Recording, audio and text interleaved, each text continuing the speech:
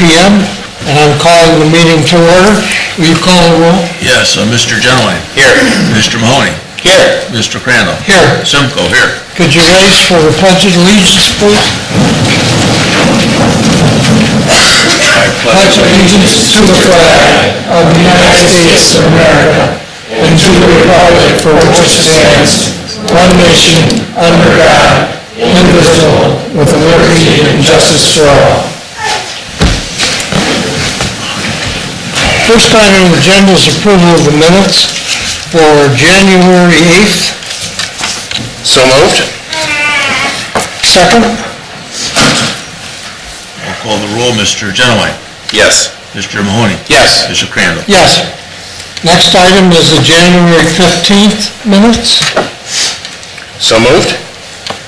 Second? I'll call the roll. Mr. Crandall. Yes. Mr. Mahoney. Yes. Mr. Genowine. Yes. Next is additions or deletions to the agenda. Do you guys have anything? Okay, I'd like to make one change. In 9.1 will be the hearing on the zoning request ahead of the resolution. And 9.2 will be the resolution. I think the next item is the swearing in of 2 police officers. Chief? We've got 2 things in, the swearing in of 2 officers, and then we're also, we're going to have a promotion tonight as well. I think that mistaken didn't get added, so we've got 2 excellent things for the department here. All right, we'll call, right now, our 2 new, we'll do the 2, I'll do the swearing the 2 new guys first, and then we'll do a promotion after that. So if everybody ordinarily after doing the first, if we just hold off, have a seat, and then maybe some pictures or something afterwards when we do both of them, if that's okay. Sure. All right, we'll do that. So, all right, first we've got Officer Kyle Andrews and Ryan Lawsey. If you guys want to come on up and go ahead and stand in front of me here, and we'll do the oath here. All right, you guys got your, all right, so you can remember it here. I got to read mine too. All right, we'll do the oath of office here. All right, raise your right hand. All right, I state your name. Do solemnly swear or affirm that I will support the Constitution of the United States of America. Do solemnly swear that I will defend That's why I gave it to you to read, guys. And the Constitution and laws of the state of Ohio. and the Constitution and laws of the state of Ohio. And the laws and ordinances of the Township of Sylvania. And the laws and ordinances of the Township of Sylvania. And that I will faithfully, honestly, and impartially discharge the duties of police officer and constable to the best of my ability. And that I will faithfully, honestly, and impartially discharge the duties of police officer and constable to the best of my ability. All right. Well, congratulations.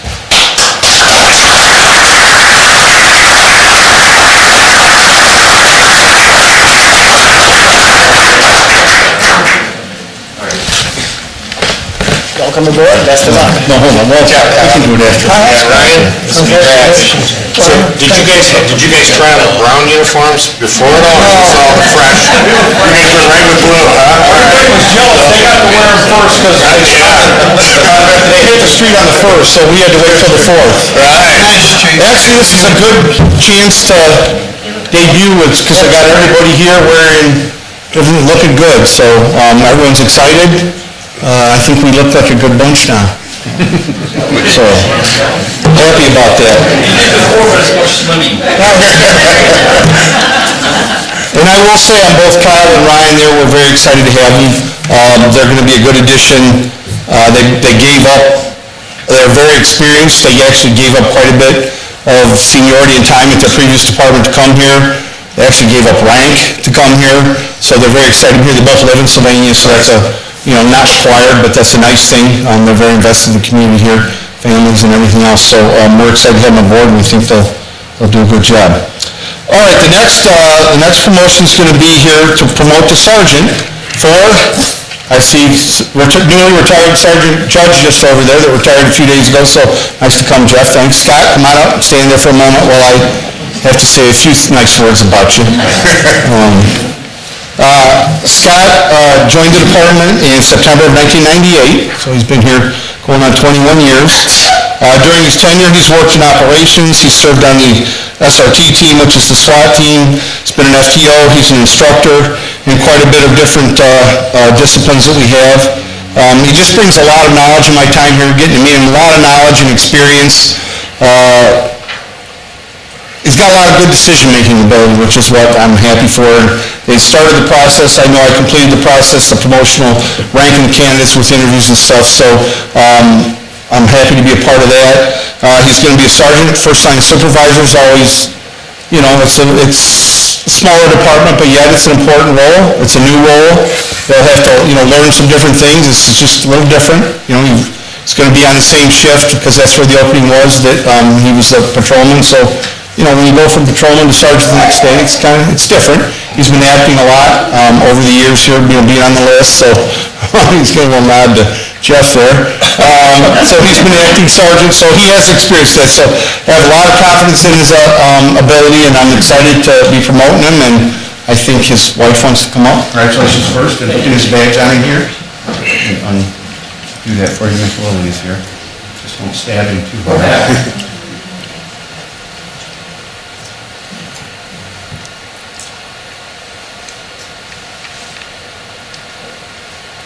All right, congratulations.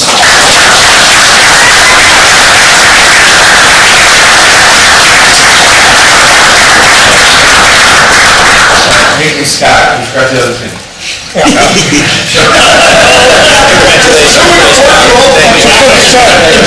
Good start.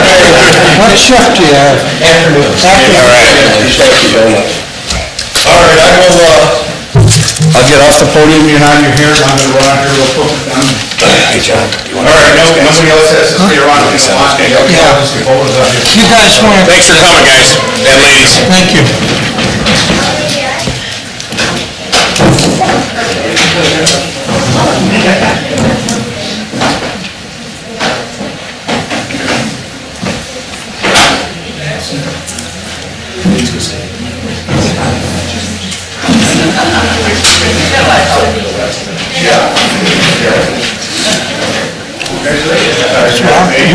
Next one, Rob? Yeah. Wait till they get out. Give them a minute to get I out. wasn't sure if it was you or John. We got more coming out. Ryan's got a big crew.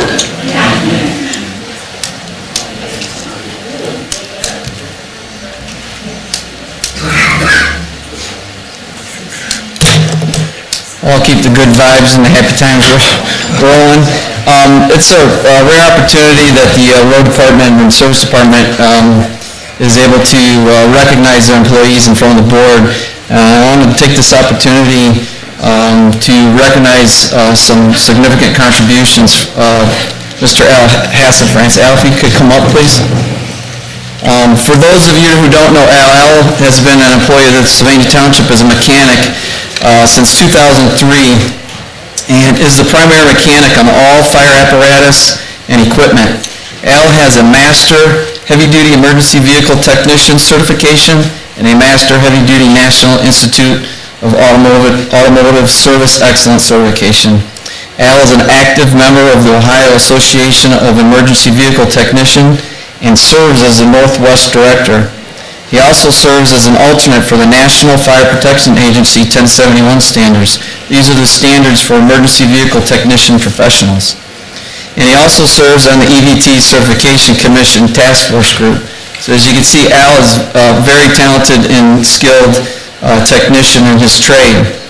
I wanted to recognize Al tonight with the board. He was recently awarded the 2018 Emergency Vehicle Technician of the Year Award, which recognizes outstanding efforts to promote a high standard of excellence in quality and safety in emergency vehicles. This national award is recognition of Al's dedication to his profession, the Sylvania Fire Department, and the Sylvania community. The award was presented to Al at the Fire Department Safety Officers Association Apparatus and Symposium on January 21st, 2019 in Orlando, Florida. What you have on the screen is a national magazine that's distributed through Firehouse Magazine with a nice article in there regarding his award, and this award is an accumulation of people reporting the application to it, his peers and other fire departments and some of our fire personnel as well. So congratulations, Al. Thanks.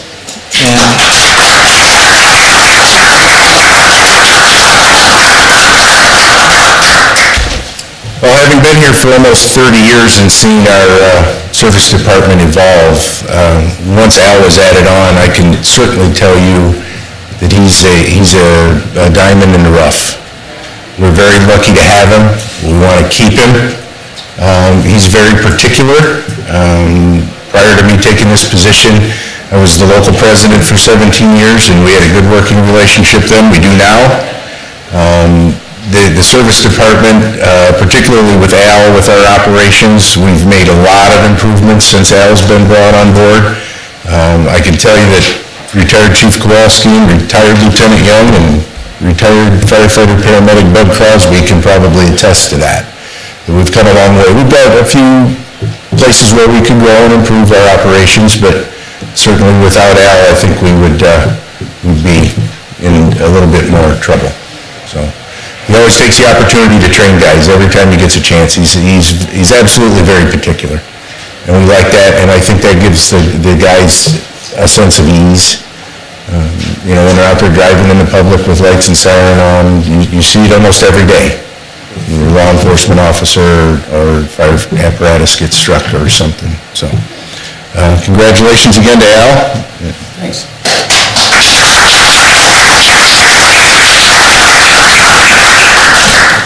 That was impressive. Well, just a little bit of background I'll run through here quick. 2005, I was asked to take over the maintenance and repair function of the fire department apparatus. Chief Mauer was the fire chief then, and he urged me to take a different approach than in the past by seeking out apparatus-specific training and to take advantage of industry standard practices. This led me to the Ohio Association of Emergency Vehicle Technicians, an Ohio-based nonprofit training group dedicated to fire apparatus safety through training and education. That got the ball rolling. The goal, of course, was to improve reliability of the apparatus, minimize downtime, and reduce maintenance costs. An important added benefit was, of course, safer vehicles. With the support and encouragement of the Fire Command, quite a few improvements have been made, like Chief Nye stated. These included training from a variety of sources supported by OVET, specifically pertaining to the systems and components unique to fire vehicles. And with the complexity of modern equipment, this training is continually evolving. At that time, adoption of NFPA maintenance guidelines and manufacturer's recommendations took place as well. Electronic communication of repair issues and requests was a huge step forward over the old system of using a piece of paper in a mailbox somewhere. Another evolution that streamlined the process was the ability to work with specific vendors who understood the unique challenges of the fire service. This took the form of on-time as-ordered parts delivery directly to the fire station, where about 90% of the service work is performed. Both of these practices proved necessary from a cost versus downtime standpoint. Having only one aging reserve unit puts the emphasis on keeping the frontline equipment in service as much as possible, and performing services in-house supports that goal. Another bonus is the one-on-one interaction with the crews and the ability to help train firefighters on the correct and effective operations of their particular apparatus, which unfortunately is not taught at the fire academy.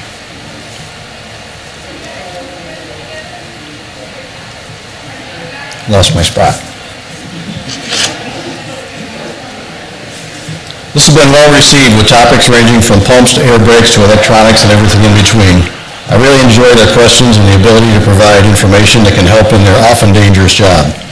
It's a sobering fact when you realize that fire trucks not only carry 3 firefighters to a call, it's also carrying their families and every person in the community they may come in contact with. Think about that. Other improvements include partnering with third-party companies during our mandated annual pump, aerial ladder, and hose testing details. This adds another layer of safety and reduces downtime while also limiting our exposure.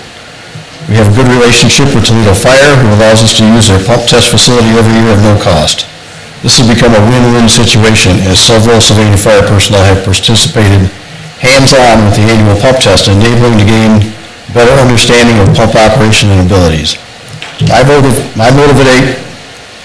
Let's start again. My motivation today is the same as it was when I accepted this challenge, to make providing EMS and fire service to the community safer and more reliable. The fact that 1 of every 4 firefighters killed in the line of duty are due to some kind of a vehicle issue, and that is flat out unacceptable to me. That number is steadily dropping as a direct result of emergency vehicle technician training and certification programs and the command officers who support them. I'm proud to be a part of that effort, both locally and nationally. So this award from Firehouse Magazine is a culmination of that effort, and to be recognized by colleagues and peers from across the country is very special, once-in-a-lifetime achievement. We've made great strides here in Sylvania, with more left to do, and I would like to continue what we started. This business is unlike any other in respect that it must run 24 hours a day, 7 days a week, 365 days a year without fail. There really is no option to tell a customer, sorry, we can't come now, or we'll send a truck tomorrow. You have to perform every single time. I realize that I'm just a small part in the big picture, but it takes everyone, all in, to have good outcomes when 911 calls. Excuse me. In closing, I have to thank the township, every fire chief, past and present, who have tirelessly supported this proactive program. Also the Teamsters who stood by me through thick and thin. Also Local 2243 for their constant support and encouragement. Last but not least, the Ohio Association of Emergency Vehicle Technicians who provided training, support, networking, and really opened my eyes to the big picture. As they say, without us, the pride don't ride. Thanks for listening. Thank you.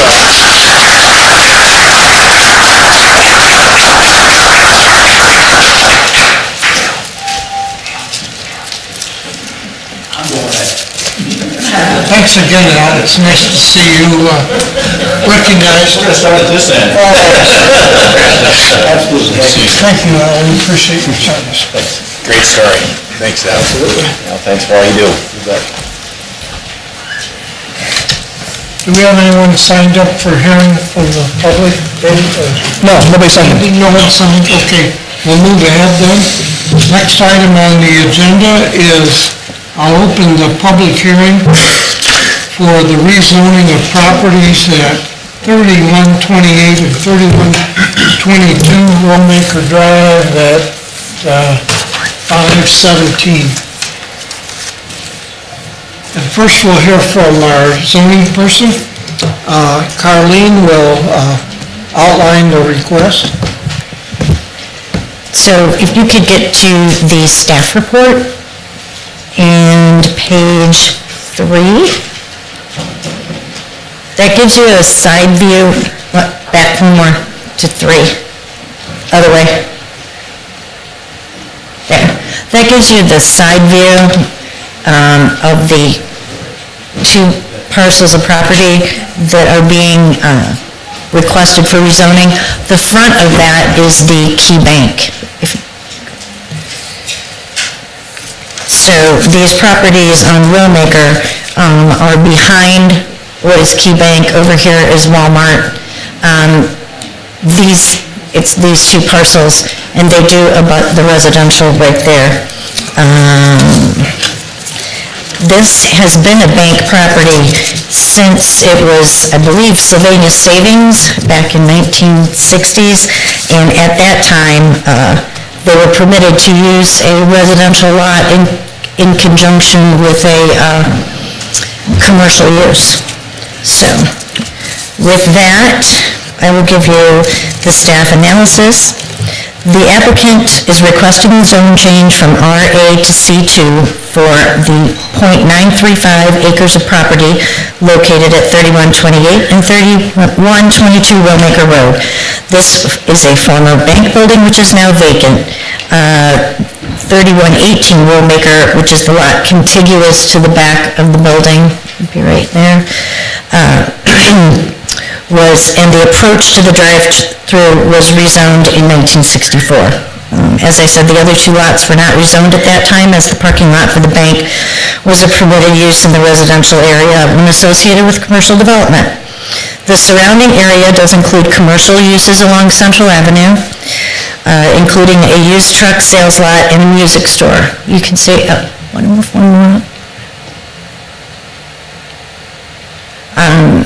So the music store is over here, and the used truck lot is over there. The residential use does exist along the north and the east. The property, including the subject parcels, have been commercial and a parking lot since the 60s. The 2018 Sylvania Township Land Use Plan does identify these parcels for general commercial use in the surrounding area as corresponding C2 general commercial and C1 neighborhood commercial districts. With the location of the property in conjunction with the other general commercial zoning in the area, the site's consistency with the 2018 Sylvania Township Zone Use Plan, recommendations from the Lucas County Plan Commission, as well as the Sylvania Township Zoning Commission. It's anticipated to have minimal adverse impacts on the surrounding properties in the area. The staff recommends approval of this zone change from RA Suburban Residential to C2 General Commercial. Thank you, Carly. Any questions for Carly? Is the applicant here? We'll take them first. Go ahead, sir. Can we have your name and address, please? Name is Mark Swale. Address is 7772 Indian Road. I'm with the Max Smith Group, or the agent for the applicant. KeyBank being in Cleveland Corporation. We're their local agent on this process. We've been through the county plan commission, the local plan commission for the zone change. Right now, the current intent is just to bring the entire property under the same zoning classification. KeyBank is looking to sell the property. Thought process being that the unified zoning would make new tenant and financing for the new tenant to be a little more stable or reasonable if the entire property is zoned the same classification. There's no intent right now to do anything with the property other than market it for sale. And the zoning change would be just to enhance the marketability of the property. Any question for Mr. Swale? Anything? Thank you. All right, thank you. We don't have anyone signed up. Is there anyone here that is here on this issue? Okay, if not, we'll close the hearing at 5:22, and we'll move on to the resolution. So I would present resolution number 19021, resolution to approve a zone change request from RA Suburban Residential to C2 General Commercial for the properties located at 3128 and 3122 Willmaker Road, parcel number 7854177 and 7854174. I'll move approval. Second. Call the roll, Mr. Mahoney? Yes. Mr. Genowine? Yes. Mr. Crandall? Yes. Thank you, Carly. Thank you. Next is the Road Service Department.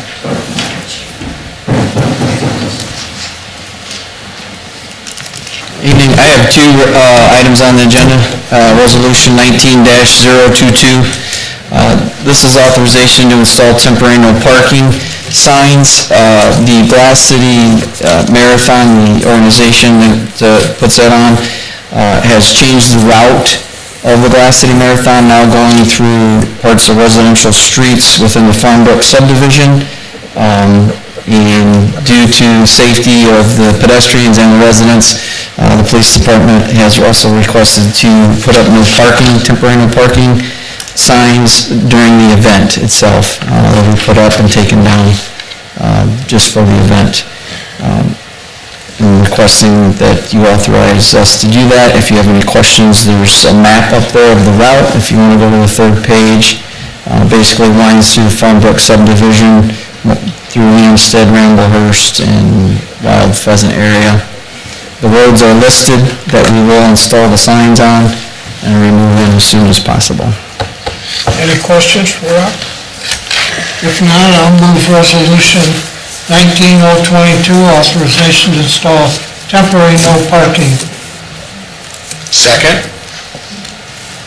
Mr. Genowine? Yes. Mr. Mahoney? Yes. Mr. Crandall? Yes. Next Thank you. item. The next resolution is 19-024. As you know, Mr.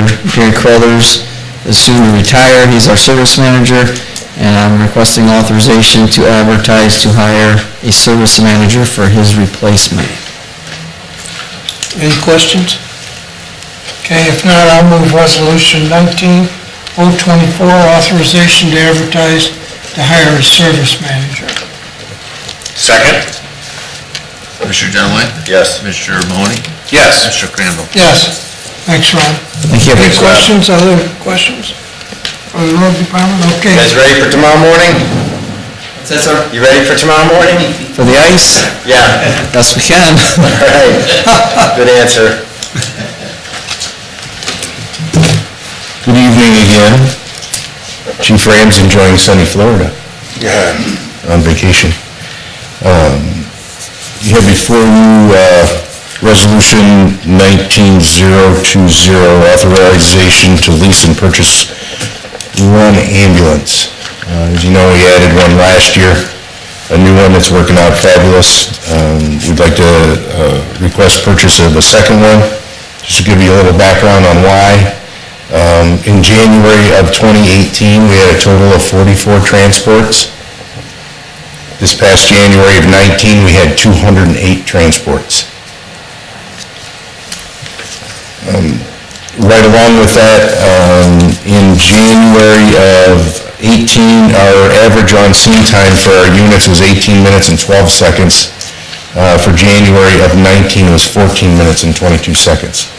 Doesn't sound like a lot, but it's a big deal. Just cutting 4 minutes off of on-scene time.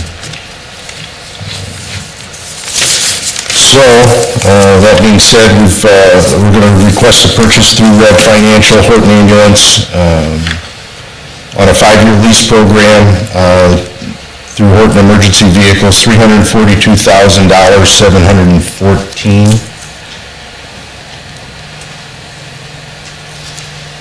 It's a 2019 Navistar, it'd be just like the one you just looked at here a couple of months ago. We made a few little minor changes, operational changes, make life easier. Any questions of Chief Nye? I'll move resolution 1920, authorization to lease purchase, one new ambulance. Second? Mr. Genowine? Yes. Mr. Mahoney? Yes. Mr. Crandall? Yes. Thank you. Thanks, Thank you, Chief. Chris. Do you have anything for Chief Ron? Chief Ron, do you have anything? I have nothing. Do you have anything from Administrator?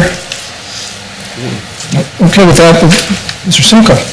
Yes, we do have the final numbers for 2018, and just looking at our revenue, you can see that we did nicely on our revenue, I believe, although we're over 100% on each one of our, so we had some good predictions, I think.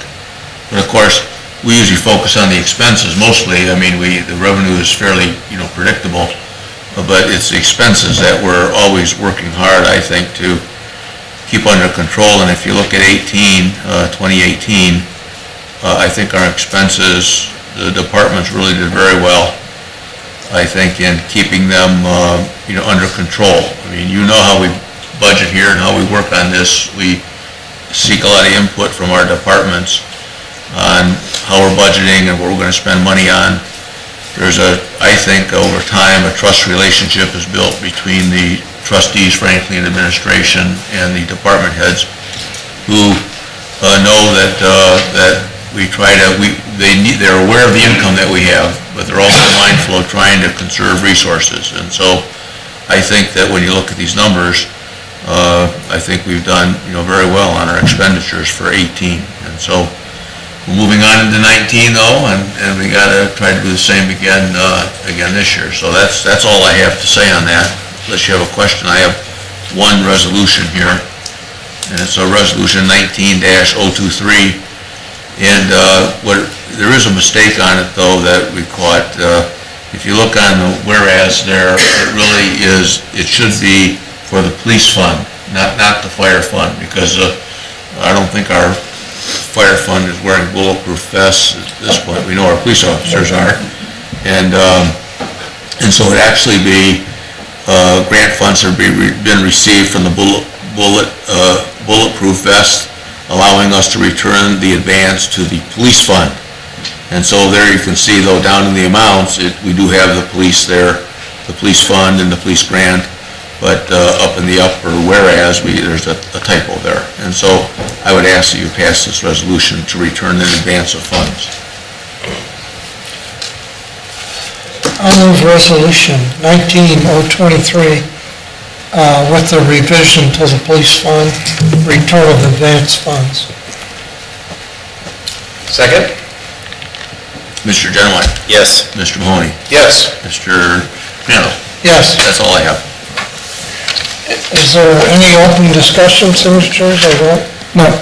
Okay, the only thing we had on the agenda was an update to the annexation, and we did get a letter and the stuff in the Sylvania Advantage that we talked about, and I put a copy in your in-baskets. Thank you. For the trustees and for you, Dave. Okay, thank you. Keep us all together here. Is there any non-agenda items signed up for? Nope. Okay. We'll move into executive session. I'll make a motion to go into executive session at 5:31 to discuss employment, administration, and zoning department, and compensation for non-union. Second? Mr. Genowine? Yes. Mr. Mahoney? Yes. Mr. Crandall? Yes.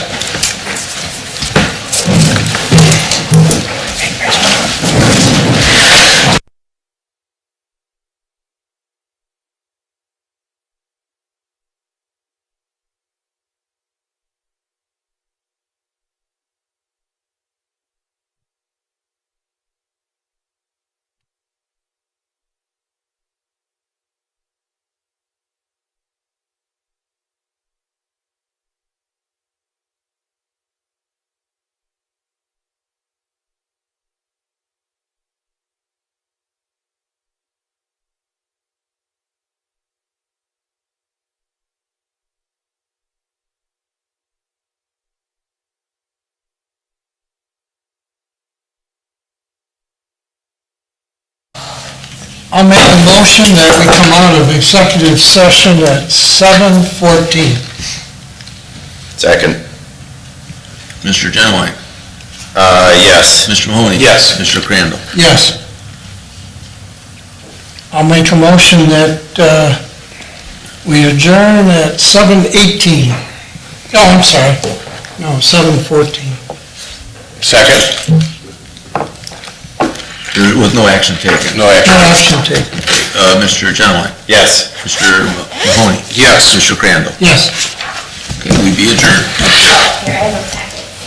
Oh, that's right.